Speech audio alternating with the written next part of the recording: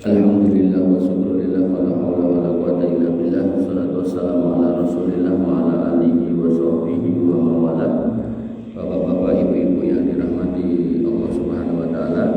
Alhamdulillah kita masih diberi nikmat oleh Allah Subhanahu wa taala sehingga kita bisa menjalankan ibadah di atas keimanan. Kalau dengan masih ingat pas Ramadan itu dasarnya adalah imanan wahtisaban. Jadi itu harus dipegang untuk semua hal yang kita lakukan di dunia ini, harus imanan wahtisaban. Apalagi kalau sifatnya udah ibadah mahdoh kayak sholat. Jazakallahu khair. Susunya mboten enten. Oke, siap. Jadi apapun amal yang kita kerjakan harus berpondasikan imanan wahtisaban. Karena kalau nanti nggak pakai imanan dan nggak pakai ihtisaban, nanti akan menjadi habaan mansuro, kayak debu-debu yang berterbangan, nggak ada gunanya. Jadi kalau debu nemplek ten tembok ten kaca niku masih bisa buat tayamum, tapi kalau debu pun mabur-mabur niku nglilipi moto pun boten sekeco. Maka alhamdulillah kita masih diberikan iman oleh Allah Subhanahu wa taala, masih dikasih hidup di atas keimanan, dan tentu kita bisa sholat maghrib berjamaah yang dilanjutkan dengan majelis ilmu. Apalagi suasananya gerimis hujan, maka panjenengan sambil wirid, sambil zikir, sambil berdoa, insya Allah itu yang terbaik. Dan kalau panjenengan masih ingat, selalu saya ulang-ulang di sini, doa terbaik kita ya tentu untuk keluarga kita. Rabbana hab lana min azwajina wa dzurriyyatina qurrata a'yun waj'alna lil muttaqina imama. Oleh karena itu maka tema kita, tema baru setelah Ramadan dan Idul Fitri, yaitu mempersiapkan anak sebagai aset akhirat. Jadi ini perlu di perlu dimantepke, karena banyak orang itu yang merasa kekayaan itu yo sawah, yo omah, yo mobil, yo duit ditumpuk-tumpuk gitu. Ya niku nggih kekayaan. Tapi hakikatnya kekayaan yang hakiki niku nggih anak turun niku. Nah, maka bagaimana kita memperlakukan anak turun itulah itu yang perlu kita pahami. Nek duit pun gendah to jenengan ajeng tuku klambi ten pundi pun ngertos to, ajeng tuku mobil ten pundi pun ngertos to.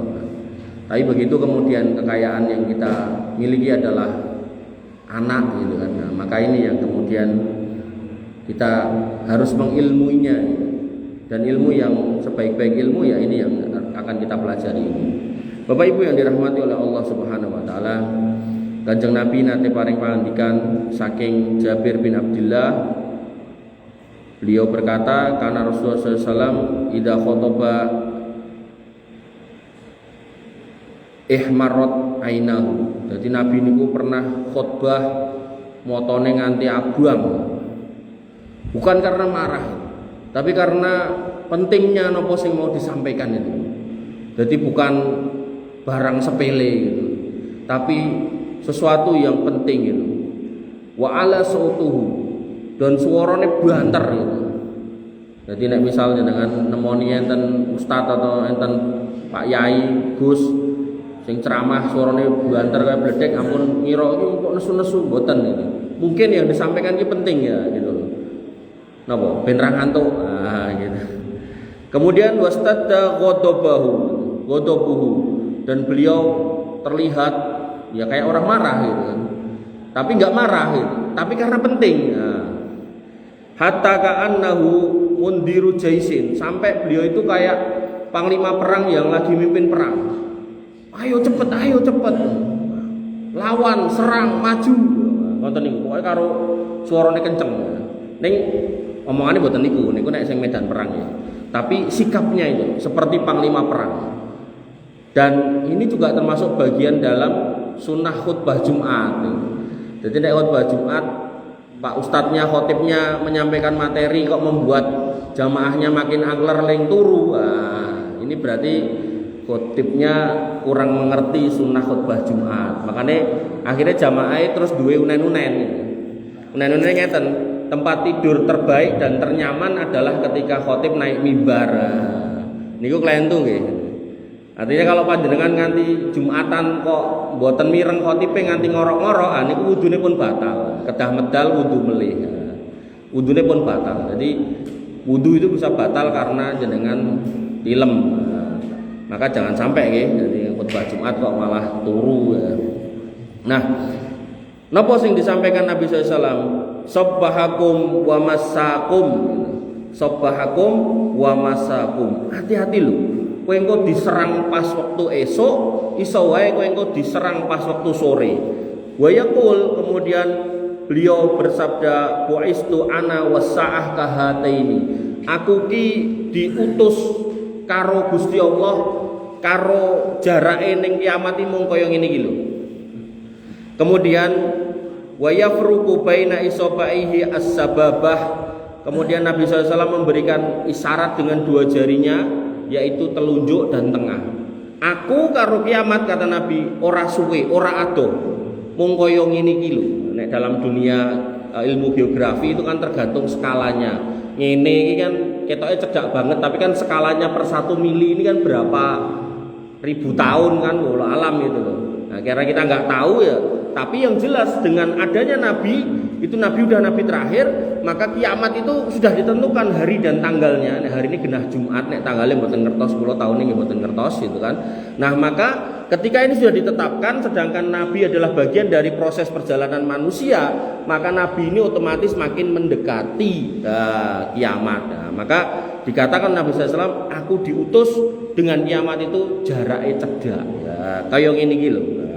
Makanya hati-hati kata Nabi, hati-hati esokmu, hati-hati soremu. Jogonen wayah esokmu, jogonen wayah soremu. Nah, kemudian wayakul, dan beliau bersabda, amma ba'du fa inna khairal hadisi kitabullah. Sesungguhnya ucapan yang terbaik adalah kitabullah Al-Quran. Ingkang panjenengan waos pas Ramadan, mugi-mugi bar Ramadan niki jenengan tesih istiqomah untuk membacanya. Kemudian wa khairul huda, dan sebaik-baik petunjuk huda Muhammad, itu adalah petunjuknya Muhammad. Wa syarrul umuri muhdatsatuha, dan perkara yang paling jelek niku sing boten diaturke ten Quran, boten dicontohke kalih Kanjeng Nabi, niku perkara sing paling elek. Jadi wong ngomongnya ini bagian dari agama, tapi kemudian dicari dasarnya nggak ada. Makanya nanti dalam hal hidup manusia itu ibadah itu dibagi dua, ibadah mahdoh sama ghairu mahdoh. Ibadah mahdoh niki yang sudah ada ketentuannya. Ini nggak boleh direko-reko, harus ngikut Nabi. Tapi kalau ghairu mahdoh, nah ini bebas. Panjenengan bebas beribadah sesuai dengan kondisionalnya masing-masing. Kula contohke. Kenapa Idul Fitri di 1 Syawal? Karena contohnya Nabi di 1 Syawal. Jadi orang yang Idul Fitrinya enggak di 1 Syawal, ya niku namine mboten Idul Fitri. Bahkan kalau jenengan masih ingat, zakat fitrah waktu yang paling baiknya itu adalah ketika kita mau ke tempat sholat Id. Dan begitu khotib udah naik mimbar, maka di situ berarti sudah tidak bisa ngetokke zakat fitrah. Artinya kalau kemudian dikeluarkan sebelumnya masih boleh, tapi setelahnya sudah nggak boleh, ketentuan. Nah, maka tidak dihitung sebagai zakat fitrah yang dikeluarkan setelah sholat Id. Contoh meleh, Mas Tris misal meh duwe anak meneh, atau garone lagi meteng. Diguyuan terus. Garwa sing ndi lho, kok sing ndi. Nah, maka mungkin Mas Tris ditukeh gitu kan. Wah, saking anake sing siji lurus gede-gede atau iki meh metu neh sing nomor 3 ya. Maka dhek wis sesumbar. Engko nek lair lengko akekah nganggo sapi. Nah, entuk napa mboten? Mboten. Karena Nabi enggak pernah mencontohkan senajan jenengan sugih mampu enggak boleh. Karena akikah niku pakai kambing. Ngoten nggih. Jadi itu bagian dari ibadah maghrib. Salat maghrib panjenengan peh lagi seger-segere nembe bar wungu, bar dahar, pengen sholat maghrib petang rakaat mboten angsal. Maka orang-orang yang mengerti tentang syariat, dia gak akan banyak bertanya. Kalau emang perintahnya kayak gitu ya sami'na wa ata'na, itu ibadah mahdoh gitu kan. Contoh meleh adzan gitu kan, adzan dalam adzan bacaannya nggih yang biasa dibaca Mbah Panggi gitu. Allahu Akbar, Allahu Akbar, Allahu Akbar. Kemudian asyhadu alla ilaha illallah, asyhadu anna Muhammadar Rasulullah dan seterusnya gitu kan. Tapi nek adane wong Syiah niku ditambahi asyhadu anna Aliya waliyullah, dan kami bersaksi bahwasanya Ali itu wali Allah gitu. Enten niku. Asyhadu anna Aliya waliyullah gitu. Nek nganti enten ngoten niku. Lah Nabi itu enggak pernah nyontoi, Abu Bakar ora pernah nglakoni, Umar bin Khattab ora pernah prakteke ngoten niku, bahkan Utsman lebih-lebih Ali yo enggak pernah ngengken ngoten niku. Tiba-tiba muncul orang aneh-aneh ngomong ngoten niku. Nah niki wong ra cetha. Maka ini dikatakan Nabi SAW wasarul umuri muhdatsatuha niku ten babakan masalah agama niku. Jadi urusan terjelek dalam hidup ini adalah ketika direko-reko tur urusan agama. Nah, tapi nek urusan sing boten agama, boten enten aturan bakunya itu boleh gitu kan. Maka nanti kaidahnya terkait urusan ibadah mahdhah niku kaidahnya al aslu fil ibadah at-tahrim ila madala dalil ala wujubiha.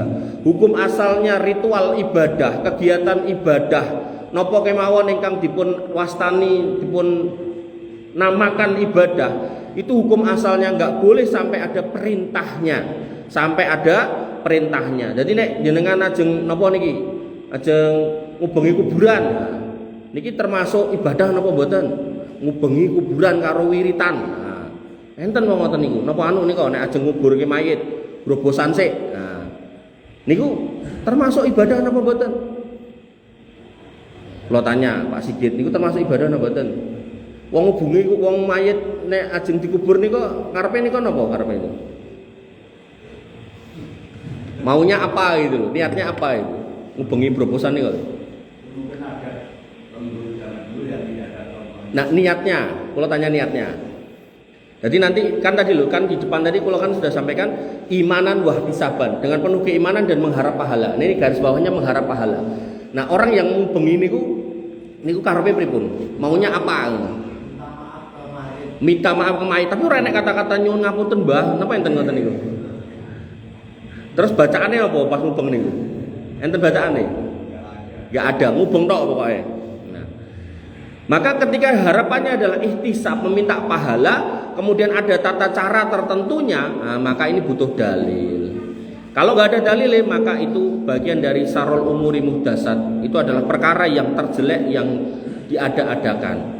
Tapi kalau kemudian terkait dengan muamalah, nah saya khawatirnya yang ngubengi tadi itu punya pikiran nek ra diubengi ngono engko mayite ora tenang. Enten mboten pendapat ngoten niku? Enten. Oh, enten. Berarti nek enten niku berarti masuk dalam wilayah ibadah gitu. Nah, maka itu perlu dipertegas sebelah mana gitu. Nek misal Mbah Putrine diubengi Mbah Kakunge ora, engko putune nesu ora. Nek nesu, nah, karena menganggap berarti engko kuburane rasah nek dingonoke, nah itu bagian dari ibadah. Nah, makanya imanan wahtisaban, ihtisab lho ibadah niku.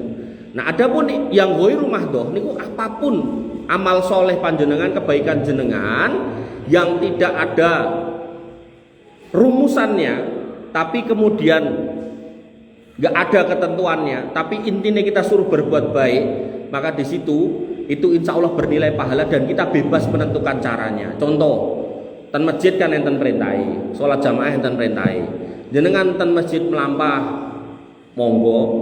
Nitih motor monggo, nek ning omah duwe unta ditumpaki nggih monggo gitu kan. Nah, maka bebas caranya. Sama dengan mic gitu kan. Panjenengan nek napa istilahnya masjide ageng, jamaah kuatah jenengan ten wingking, nek imame mboten ngangge mic lah bengok-bengok gitu kan. Dan memang dalam hadis Nabi SAW ketika khutbah sholat Id, Nabi itu punya kebiasaan menasihati wanita secara khusus. Dan Nabi naik mimbar begitu nanti di akhir khutbah, beliau kemudian mengatakan kepada wanita, ya maksaron nisa, wahai wong wedok, tasoddaqna do sedekah, fa inni ra'aitukunna aksara min ahlinar. Aku ki ndelok nek kowe kabeh kuwi oke-oke dadi penghuni neraka. Ning Nabi pas ngomong ngoten mandhap king mimbar marani wong wedok-wedok niku. Ini menunjukkan bahwasannya sakjane sekirane waktu niku enten mic, nah niku nggih penting nggih perlu. Paham nggih? Jadi mic niku mboten bagian dari perkara yang baru dalam agama. Artinya baru dari sisi teknologi, tapi nggak ada kaitannya dengan agama yang kemudian menyebabkan muhdasat, perkara yang jelek. Ngoten ya, ini perlu difahami. Sehingga ibadah ghairu mahdoh niku dimasukkan dalam bab muamalah, dan kaidahnya al aslu fil muamalah al ibahah. Hukum asalnya muamalah niku boleh illa madala dalil ala tahrimiha, kecuali ada dalil yang melarangnya. Jadi kualiane ibadah mahdoh. Nek ibadah mahdoh hukum asalnya nopo kemawon boten angsal, kecuali enten dalile sing ngengken. Nek boten enten sing ngengken, maka itu masuk dalam kategori muhdasat, perkara yang baru. Nah, kalau kemudian ibadah ghairu mahdoh itu adalah sebuah ibadah atau amal baik yang kita diberikan keleluasaan untuk memilih caranya, mekanismenya, karena memang nggak ada ketentuan dari Nabi SAW. Contoh ini enten wong nanti keliru di sini. Adoh-adoh ko Indonesia, tekan Mekah Arab munggah kaji. Begitu sampai sana, dari Mekah dia mau ke Mina, dia pilih melaku. Mergone napa? Mergone imame ngomong nek nabi kuwi ra tau numpak bis. Nah. Lho niku tenan, mereka pilih melaku. Lah itu bukan sebuah kesolihan, malah itu adalah sebuah kebodohan itu. Contoh meleh, khotbah Jumat. Nah, khotbah Jumat. Memang Nabi berbahasa Arab, khotbahnya nganggo bahasa Arab. Tapi yang terjadi, mereka merasa paling soleh, paling benar, khotbahnya nganggo bahasa Arab. Sehingga apa? Tawasobil hak, tawasobil sabure nggak nyampe, mergo jamaah ra mudeng, jamaah basa Jawa, omahe bulu meneh gitu kan. Nah. Sehingga mereka gen ketok orang ngantuk, kok nek pas muni sallallahu alaihi wasallam, mereka ya mung sallallahu alaihi wasallam. Nggih napa mboten? Nggih, wong aku tau kleru melu Jumatan ning kono. Jadi kula ngerti. Nah, yang menarik lagi ya toh, khotibe yo ora mudeng bahasa Arab. Kok ngerti? Lah dhek maca. Nah. Maca dan sing diwaca yen tulisan karo sing diomongke padha, itu menunjukkan dhek ora paham. Nek paham, cukup dijikuk dalile tok, sampaikan dalam bahasa Arab. Ayyuhal muslimun. Hayya naskuru ilallah azza wa jalla dan seterusnya, dan ngono kudune. Ora diwaca persis plek. Jadi khotibe medun mimbar kalau jikuk kitabe tak waca lah padha gitu. Ya, berarti ya itulah. Makanya jenengan akan tahu bagaimana sebuah kelompok itu benar atau salah itu nek jenengan wis paham tadi, itu pondasi nih. Kaidah dasar bagaimana dalam memahami ibadah mahdoh dan ghairu mahdoh. Jangan sampai keliru-keliru gitu kan. Bapak Ibu yang dirahmati oleh Allah Subhanahu wa taala, kemudian Nabi SAW mengatakan bahwasannya wasarul umuri muhdasatuha, dan perkara-perkara dalam ibadah mahdoh yang diada-adakan itu adalah jelek, wa kullu muhdasatin bid'ah. Nah, itu yang jenengan kenal sebagai sebutan bid'ah. Jadi jangan langsung bid'ah ya apa toh ya gitu loh. Bid'ah itu terkait ibadah mahdoh, karena ibadah mahdoh wis enten tuntunane. Ngoten. Tapi nek memang di situ ada keluasan, ada keleluasaan, monggo. Neng mereka kan ra konsisten. Nek saka Mekah ning Mina wae ra gelem numpak bis, kudune kok Indonesia tekan Mekah kudune numpak getek gitu kan. Apa nek ra numpak unta ning tengah segoro kan gitu nek konsisten. Nah, gitu loh. Jadi penak kita bisa mengukur menilai. Kados Mbah Ngibnu sing ten Gunung Kidul niku karo Jumat-Jumat pun ngumumke Idul Fitri gitu kan. Kalau kita paham benar ini ibadah mahdoh apa enggak? Nah, awalnya enggak, karena di situ kaitannya dengan Hijriah 2930 gitu. Awalnya enggak, tapi kemudian dia gunakan untuk menetapkan Idul Fitri. Nah, kita tarik mundur ke belakang. Harusnya khilaf itu kan 2930 gitu. Artinya jenengan mau milih 2930 monggo. Jenengan arep nganggap tanggal selawe kita tanggal 1 ya monggo, tapi kok dikaitke dengan ibadah, maka itu masuk di mahdoh. Sehingga Syekh Ibnu Utsaimin bukan mantan. Maksudnya dulu beliau adalah mufti Saudi Arabia, beliau sudah wafat rahimahullah. Beliau mengatakan, sekiranya panjenengan ten bulu niki Idul Fitri ini dino Setu, terus jenengan tiba-tiba diceluk karo Pak Jokowi kon mangkat ten Rusia gitu kan. Terus jenengan ten Rusia mereka ternyata Idul Fitri dino Jumat, jenengan kan melu ten Rusia niku dino Jumat. Ning jenengan kon ngitung total poso jenengan pun pinten. Nek baru 28 totale berarti jenengan cek kurang siji kudu mengkodok satu. Niki ilmu langka niki jarang disampaikan. Karena umumnya wong Islam niku napa? Nek awal Ramadan pengene melu sing keri, nek Idul Fitri pengen melu sing dhisik, ning ora tau ngitung 28 apa 29. Nek 30 genah lunas. Tapi nek jenengan 28 berarti jenengan ngutang siji. Nah, niki ilmu langka niki, makanya jenengan harus cek lagi ya. Biyen melu sing dhisik harus sing keri ora gitu. Nek gayane ngono gitu kan. Kadang ki aku NU ya, tapi nek posone diumumke keri Muhammadiyah melu Muhammadiyah gitu kan. Atau Idul Fitri ini dhisik Muhammadiyah melu Muhammadiyah gitu kan. Ya artinya kita tetap akan kembali ke tadi loh. Innan nafsal amaratum bisu gitu. Jiwa itu pengennya sing penak-penak gitu. Ya. Maka harus dicek, nggih, dicek. Coba tarik mundur dengan tahun wingi pripun, tahun wingi mleh pripun gitu. Nek 28 berarti ngutang siji. Nek 29 lunas. 30 alhamdulillah mboten enten masalah.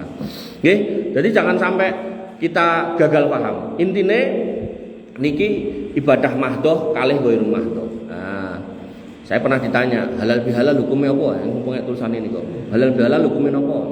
Saiki kula tanyarin, halal bihalal niku nek jenengan ra teko dosa napa mboten? Mas Tris, halal bihalal kayak mangkat ora? Halal bihalal pengajian almarah mangkat ora? Mangkat, ibu-ibu loh. Mangkat juga? Oh bapak-bapak ada juga? Oh hari beda. Oh muter. Kira-kira nek jenengan ra mangkat dosa apa ora? Enggak. Kalau jenengan meyakini begitu, insya Allah itu masuk di wilayah ghairu mahdoh, itu bagian dari muamalah yang kalau nggak ada larangannya maka boleh. Tapi nek duwe jenengan duwe keyakinan, nek orang enek halal bihalal posone ra ketompo, maka itu masuk di wilayah mahdoh dan itu tidak boleh diyakini seperti itu. Dong mboten? Nah, contoh mulai bar salat salaman. Niku kinten-kinten nyun sewu sinten niki? Jenengan Mas, nek bar salat salaman, dijak salaman karo wong. Niku menurut jenengan niku niate napa? Mung salaman apa dia punya keyakinan nek ra salaman salate ra sah gitu. Yang mana?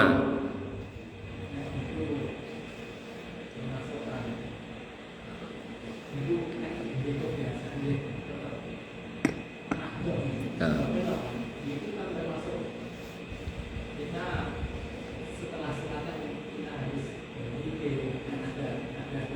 Oke.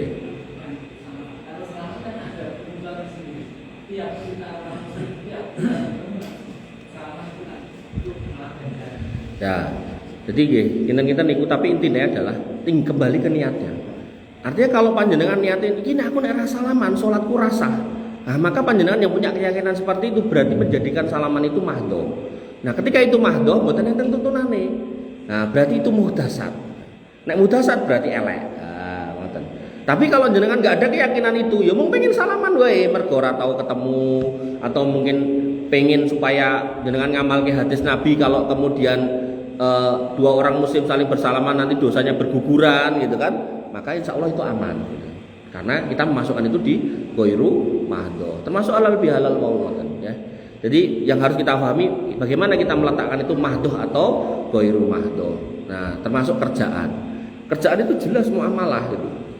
Jelas ghairu mahdoh. Maka ketika kita kerja sebagai apapun prinsipnya boleh kecuali yang dilarang. Nah yang dilarang apa? Oh kerja dadi maling kan nggak boleh. Oh korupsi nggak boleh. Oh jual narkoba nggak boleh. Jual khamr nggak boleh. Oh kemudian perjudian kerja judi nggak boleh.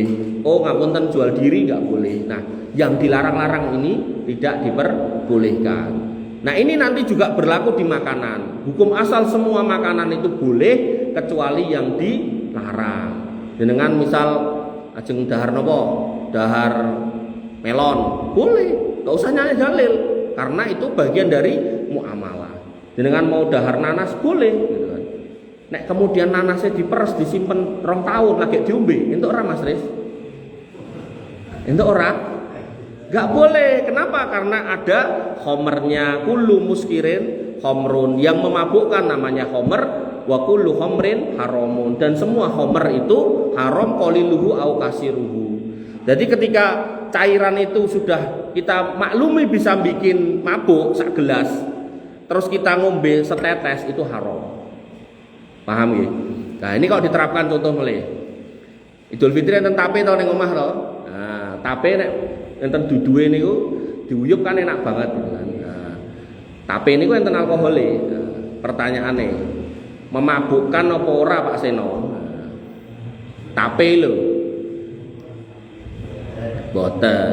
Kalau boten berarti bukan khomer, berarti jenengan dahar tape, ngombe wedang tape ento.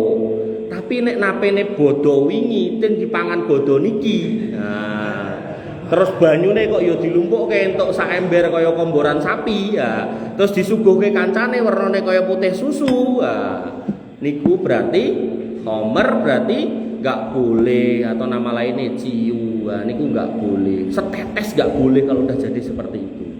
Ngoten nggih? Ngoten. Jadi itu nanti berkembang lagi tentang masalah najis. Najis, contoh. Nabi SAW mengatakan bahwasanya kullu dinabin minasibai haramun. Semua binatang yang bertaring makannya adalah haram.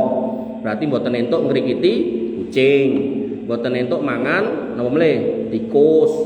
Tikus kan enten taringe, mboten entuk mangan segawon atau pokoknya sing enten siunge niku lho mboten entuk. Ya. Nah, kemudian dalam kaidah yang lain lagi, ketika ada perintah membunuhnya, maka juga haram. Nah, termasuk yang ada perintah bunuh itu ular. Berarti mangan ulo ya ora itu. Ndoke entuk ora? Mboten angsal. Jadi semua yang menjadi bagian dari tubuhnya enggak boleh. Ndoke ra itu, kulite ra itu, daginge ra itu, getahe soe meneh gitu kan. Wong do mangan kirik niku kan dibeleh, getahe tadai, dagingnya dipecel-pecel, terus digodhog kayak banyu tambah getahe kan ngoten to. Itu terus pokoknya ruwet banget itu. Nah, maka semua binatang yang haram dimakan kotorannya hukumnya najis. Jadi nek jenengan ten masjid ngidak nyun sewu telek kucing ya niku najis. Nah, apakah membatalkan wudu? Tidak. Tapi najis yang dipakaian harus dibersihkan. Nah, kok kemudian jenengan ngidake ngangge sendal mboten kena ten sikil, berarti nggih sendale harus dibuak. Dibersihkan. Nah, dibersihkan itu kan. Nah, saiki pertanyaane Mas Tris. Iki sing duwe sapi sinten iki? Sing duwe sapi. Pun mboten enten sing gadah sapi. Pun mboten enten ya Allah. Oh mboten teko nggih. Nggih. Pertanyaane pripun? Oh nggih siap. Tes. Sekarang pertanyaane. Mas Tris mangkat ning masjid salat maghrib. Kiwa tengene irunge ditutup. Bareng wis salam teko. Napa to? Niki jenengan bayangke Mas Tris niku dikai sapi kali bapaknya kan ngopeni 10 jadi ngarit bareng ngarit terus wayang maghrib terus niki pun betul terus dang kesusu nang masjid ya terus tekan masjid kiri kanannya megang hidung apa to kowe kuwi lho mambu letong ya gitu. Pertanyaan saya salate Mas Tris sah napa mboten? Ayo sah, kenapa?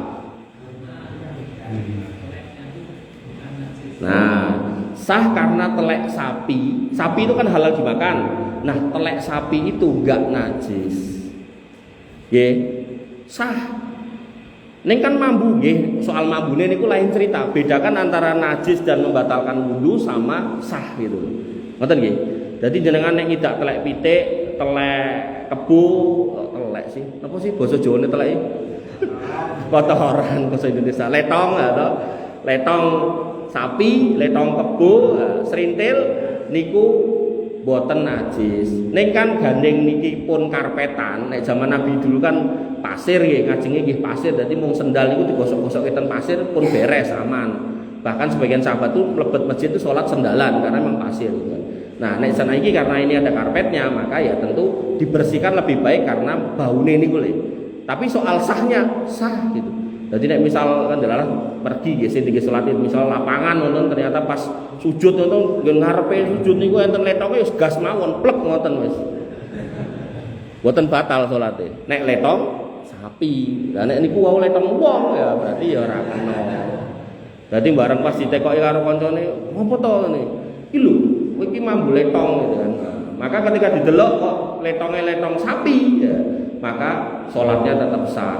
Tapi barang dicek kok letongnya mas Tris maka sholatnya batal, kedah ngulangi gitu. Berarti kan harus suci lagi ya, ngoten nggih. Jadi ibadah mahdoh, ghairu mahdoh, kemudian masuk di wilayah muamalah, makan minum enak pokoknya. Jenengan mungkin mboten pusing, jenengan ajeng ten Afrika ten Amerika dikei buah nopo kemawon wis pokoke sikat mawon gitu kan. Sing penting mboten masuk dalam kategori yang diharamkan. Tapi kalau jelas ini daging apa? Daging monyet. Monyetnya kaya apa? Kaya kae ya misal ngoten to. Sok enek to ning Afrika niku dodol daging kok ado-ado. Ten tau mohon niku sing didep ten warung daging niku ten pasar daging niku mboten cuman daging ayam, sapi. Nah mereka kan banyak non muslim bukan babi, tapi bahkan enek monyet, tikus, lowo.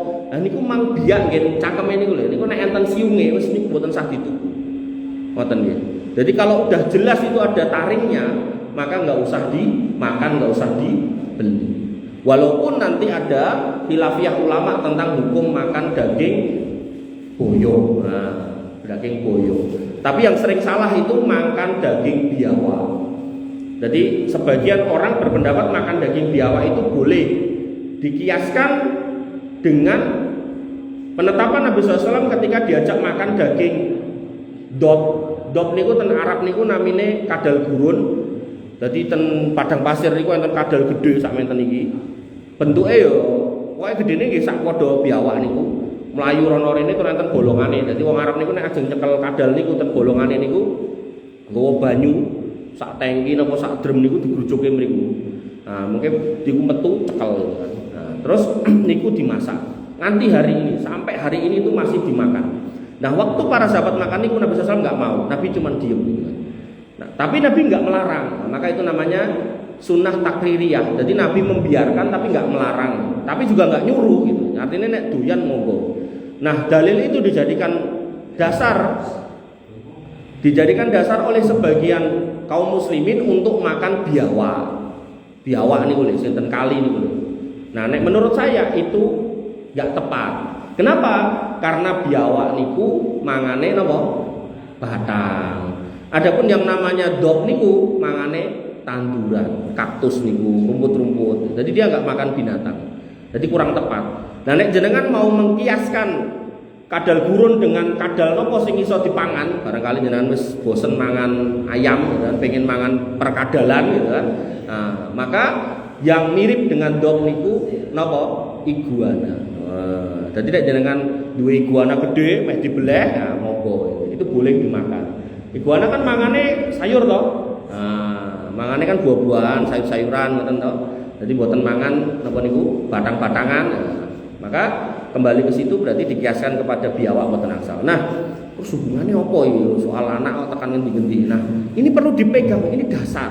Bahwasanya agama niku wis genah pasti aturane, pun enten tata carane, maka nek urusan ibadah niku pun enten, bahkan dikatakan sebaik-baik petunjuk itu adalah Quran. Lalu sebenar-benar perkataan itu Al-Quran, sebaik-baik petunjuk itu adalah hadis, petunjuk Nabi SAW. Maka otomatis nek soal makanan wis pun enten aturane, napa melih babakan ngurus anak mesti yo enek aturane. Mboten mungkin niku aturan mboten enten.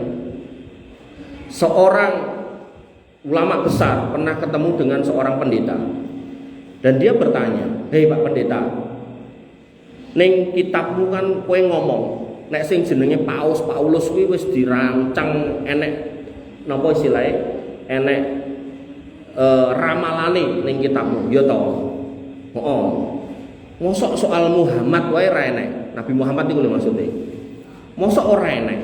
Ora enek kok emang ora enek. Padahal nek kitab suci sing bener itu dia akan mengerti kalau Nabi Muhammad itu dia memiliki umat miliaran banyak. Kuwi mesti wis disebut ning kono. Kalau Quran jelas menyebut, dan Quran surat As-Saff ayat 6 itu dikatakan wa id qala Isa bin Maryam li Bani Israil, dan ketika Isa bin Maryam berkata kepada Bani Israel, orang-orang Yahudi hari ini Rasulullah ilaikum, aku ki rasul untuk kalian, musaddiqal lima baina yadayya minat Taurah, aku membenarkan yang datang dari sebelumnya yaitu Taurat dan Musa tentunya, kemudian wa mubasysiran bi rasulin ya'ti min ba'di ismu Ahmad, dan aku akan memberikan kabar gembira tentang datangnya nabi setelahku namanya Muhammad, gitu kan. Itu Al-Qur'an. Kalau Al-Qur'an mengatakan begitu, berarti jane ning Alkitab yo enek. Nek begitu ditanyakan kepada pendeta itu jawabannya ora enek, gitu kan. Kok aneh, padahal yang namanya Nabi Muhammad itu ada, pengikutnya nyata, jumlahnya banyak. Mosok ora enek? Mesti enek, gitu kan. Wong bahkan mereka juga punya ramalan tentang Dajjal. Dajjal we enek, mosok kemudian Nabi Muhammad ora enek, gitu kan. Maka kemudian pendeta itu suruh buka di Alkitab, kalau di Al-Quran itu surat gitu. Kalau di sana itu namanya kitab, jadi Alkitab, kemudian ada kitab-kitab namanya kitab Kejadian. Di pasal 18 ayat 18 di situ dikatakan yang namanya Musa mengatakan akan datang nabi setelahku, dia seperti aku. Jadi nabinya seperti aku.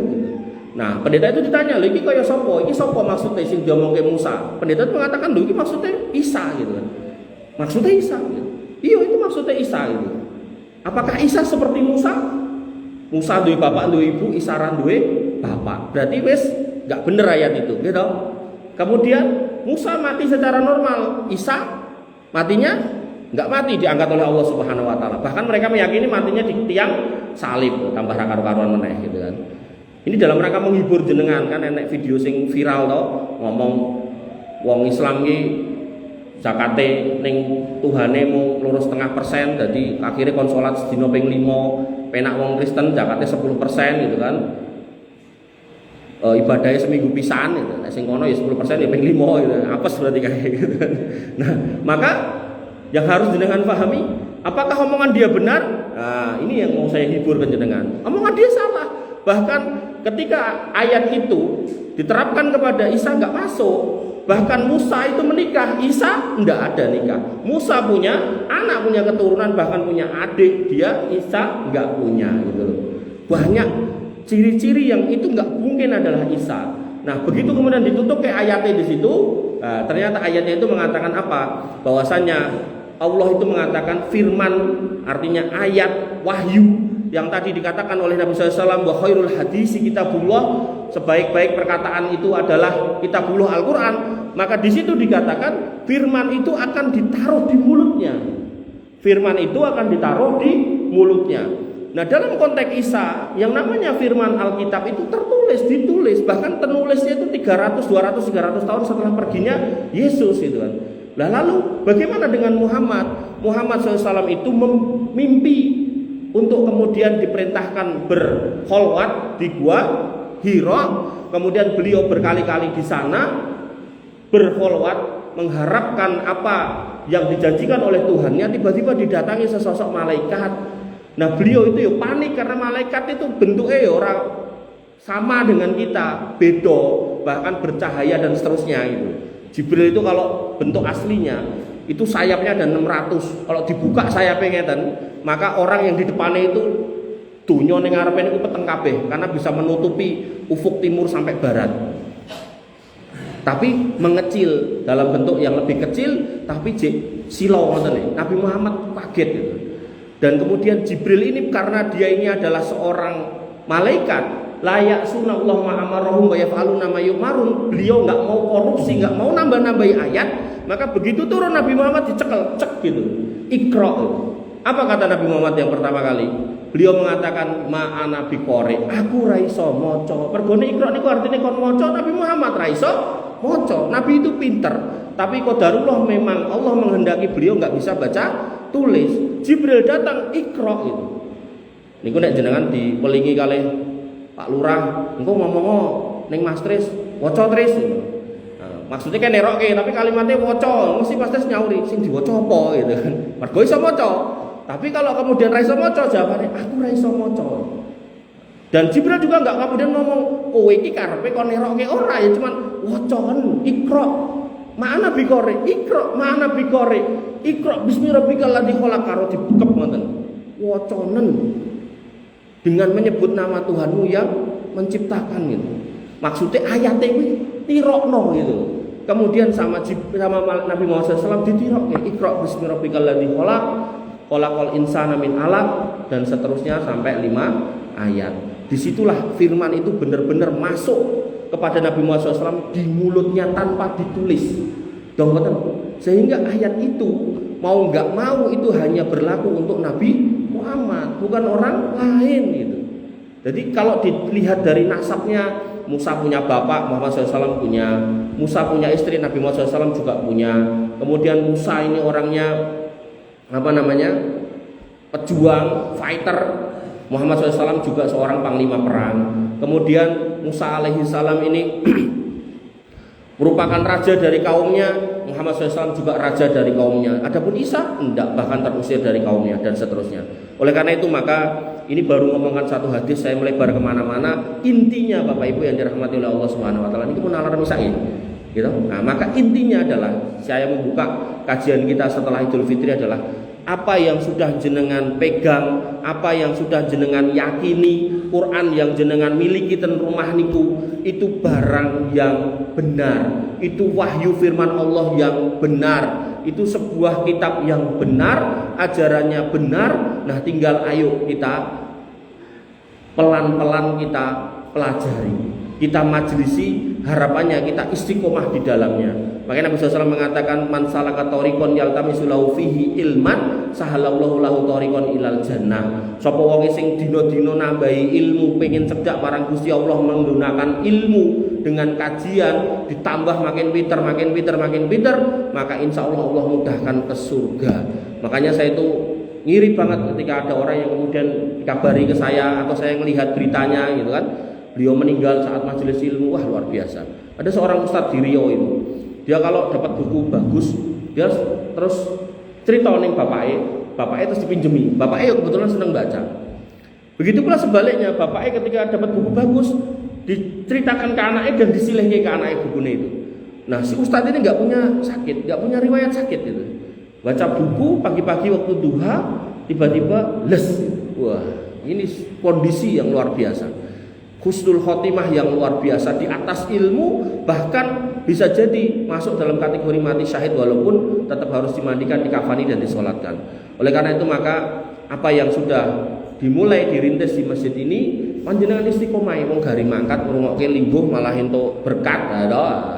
Maka ini yang harus jenengan istiqomai. Wabil khusus ini nanti temanya soal anak, maka pasti agama ini punya cara, punya aturan, punya mekanisme, punya prosedur dalam mendidik anak. Insya Allah enggak. Nah, anakku sebacet gede, buatan apa-apa, masih ada cucunya yang harus kita pegang, masih ada mungkin keponakan yang bisa kita kasih tahu, masih ada anak-anak tetangga yang bisa kita ajari, bisa kita didik, kita uri-uri. Karena kampung ini nggak akan baik kalau kemudian generasinya nggak jenengan pegang. Wis toh tenan nih. Kalau sing biyen-biyen ngene ngono wis ben lah gitu. Sing angel-angel dikandani wis ben lah. Tapi jenengan kalau melihat cilik-cilik teng kampung niku yang harus jenengan lihat, senajan mungkin sanes putaran jenengan niku aset yang akan menjaga kampung jenengan. Yang kemudian kalau secara akumulasi negara itu yang akan menyebabkan sebuah negara itu menjadi baldatun thayyibatun wa rabbun ghafur. Kalau jenengan masih ingat di bab zakat, Allah itu jane wegah ngekei udan kepada orang-orang sing megah bayar zakat, tapi kerono ono napa? Kewan. Allah masih ngasih hujan. Maka kalau kemudian jenengan pengen angsal berkat ten kampung niki, emang uri-uri niki lho. Sanes kewan to niki, anak wong gitu. Jenengan luruskan akhlaknya, ibadahnya, nanti ada detailnya. Nah, insya Allah kampung niki diberkahi. Nek diberkahi alah wis duduk lemah ten ngajeng omah niku iso-iso nemu emas buntan. Nek nemu ampun kesupen kula niki. Bapak Ibu yang dirahmati oleh Allah Subhanahu wa taala. Maka kalau jenengan masih ingat bab zakat kan ada tuh bab rikas, harta yang didapat dari galian, zakatnya gede 20%. Nah, enggak ngitung pakai nisab, piro wae pokoknya anggar nemu emas batangan atau 20% sedekah, enggak ada nisabnya. Nah, makanya yang bisa kita sampaikan, kurang lebih saya mohon maaf, semoga pembukaan ini sedikit menghangatkan cara motori panas sehingga nanti di hari-hari yang akan datang, minggu-minggu yang akan datang, pekan-pekan yang akan datang panjenengan benar-benar sudah semangat dan mungkin saudaranya, keluarganya, garwonya, ya, itu bisa diajak untuk kemudian bermajelis ilmu di masjid yang kita cintai. Kurang lebih saya mohon maaf. Wa'alaikum minkum subhanakallahumma bihamdika asyhadu an la ilaha illa anta astaghfiruka wa atubu ilaik. Assalamualaikum warahmatullahi wabarakatuh.